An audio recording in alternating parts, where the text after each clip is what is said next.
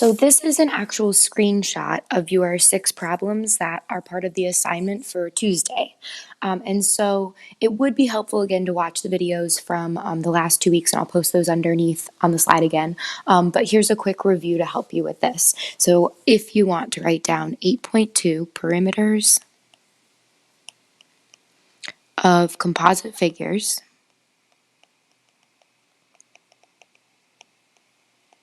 the real important part that you need to understand is that perimeter is the distance around the outside of a figure.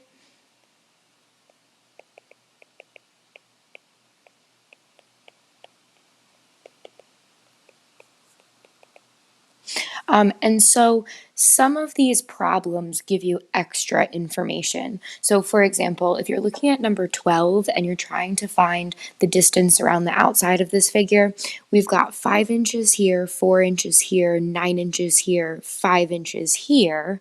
And then they tell you you've got 3 inches in the inside. You don't want to include that 3 inches in your calculation, but you are missing this piece here. And so you use the 3 inches that they give you to figure out what that red piece is. So if you know that you've got 3 inches below it, and then you have 4 inches all the way over here on this side, you could do 4 minus 3 to find out that this red piece right here is 1 inch. So the numbers that you want to add together to find the perimeter of this figure, I'm going to circle in green.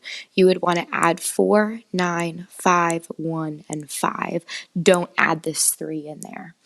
Then number 13 poses you with a different issue. Number 13, they leave one of the sides blank without a side length, actually 2 of the sides.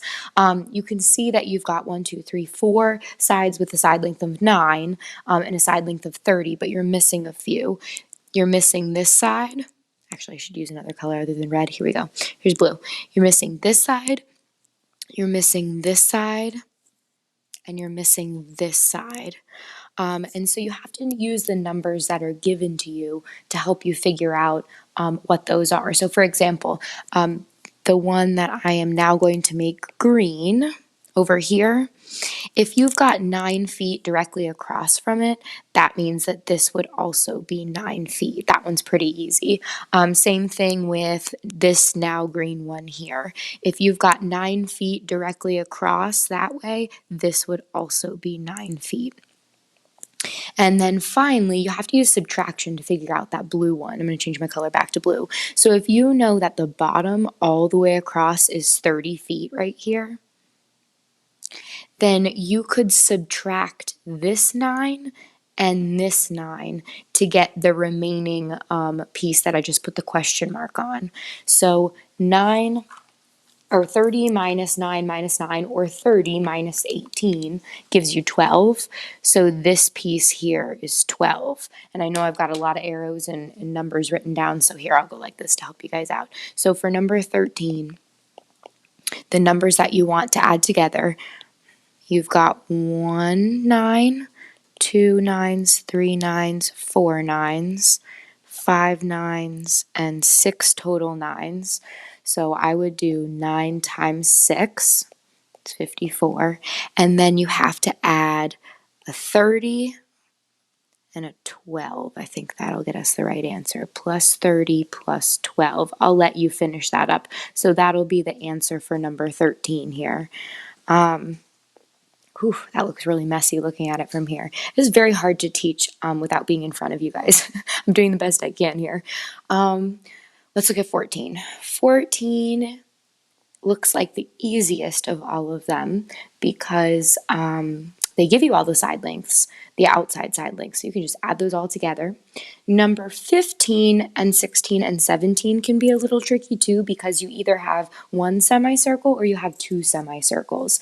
So you'll need to use your formula for circumference of a circle for those to figure out these curved pieces here that I'm doing in black. So remember, you got 2 formulas for circumference of a circle. So circumference is either pi d or circumference is 2 pi r.